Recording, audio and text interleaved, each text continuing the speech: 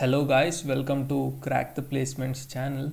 So today we are going to learn the post order recursive traversal approach.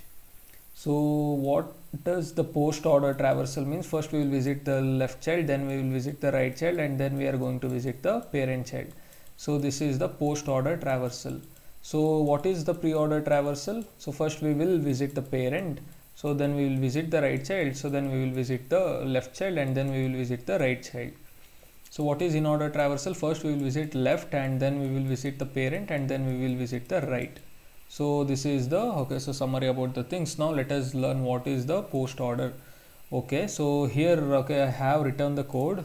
So first thing, I have declared this post order outside this post order traversal function. So why I have written like this? Suppose if I define this post order vector inside the post order traversal method, so then in the each recursive call, this post order vector is going to be initialized as empty. Then only one element will be returned at the end.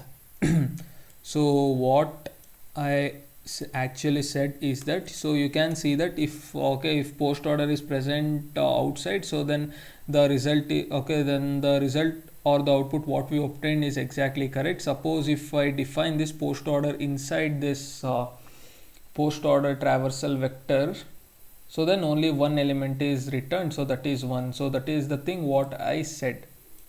So I guess so you have understood the difference of declaring the post order outside the thing. So if the root is null, so then we are going to return the empty vector. So first what we are going to do, we will traverse the left subtree, then we will traverse the right subtree, and after traversing the left and the right subtree, I am going to push that element back to the post order vector, and at last I am going to return the post order vector. It is very simple. If root is null, I am going to return an empty vector. If the root is not null, I am going to traverse the root's left subtree, and then after that I am going to traverse the root's right subtree, and after that I am going to visit I am going to push the root's value into the vector, and then I am going to return the post order vector. So now I am going to explain how this recursion works behind the scenes. So first, before that, I am going to run the code, and this code is running fine, and it has said that my code was faster than 100%. That means my code was the fastest one. So now let us understand how this recursion is going to work. So I'm going to explain you it in simple terms so that you can understand how this particular recursion actually works. So now I am present in this particular node.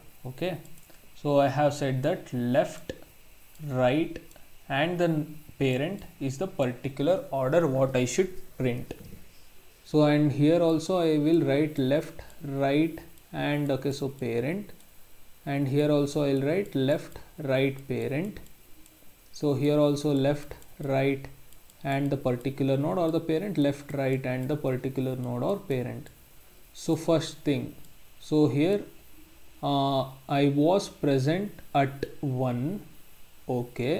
So and so I am going to check whether this 1 has the left child. Yes, this 1 has the left child. So hence I am going to move to this particular 2 now. So that means I have moved to the left child, and after that I am going to check whether this 2 has the left child. This 2 also has the left child. Then I am going to move to this particular node 4. So hence I have visited the left child. So and I am going to check whether this 4 has a left child or not. So this 4 does not have the left child.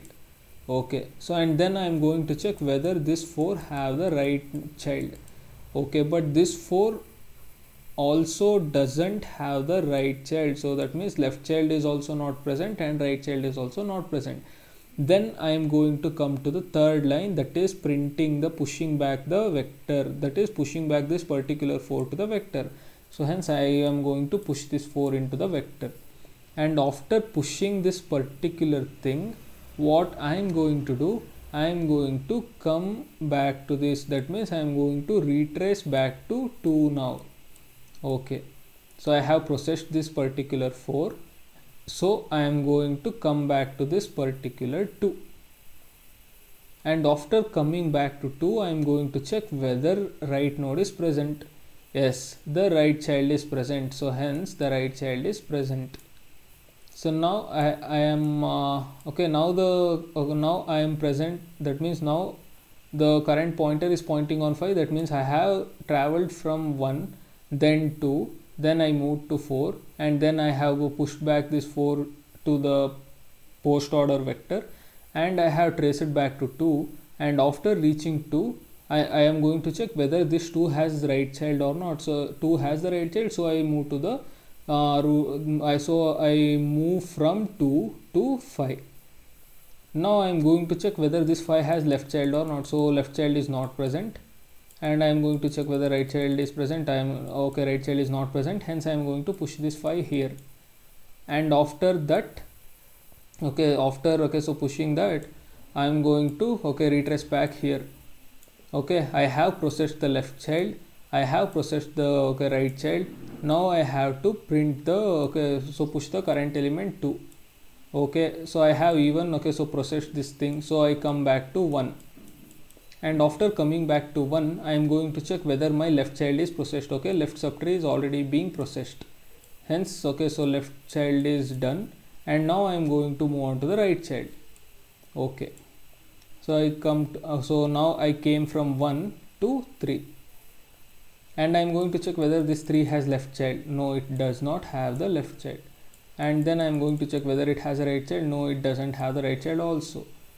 Okay, so then I have to print this particular 3 or push back this particular 3.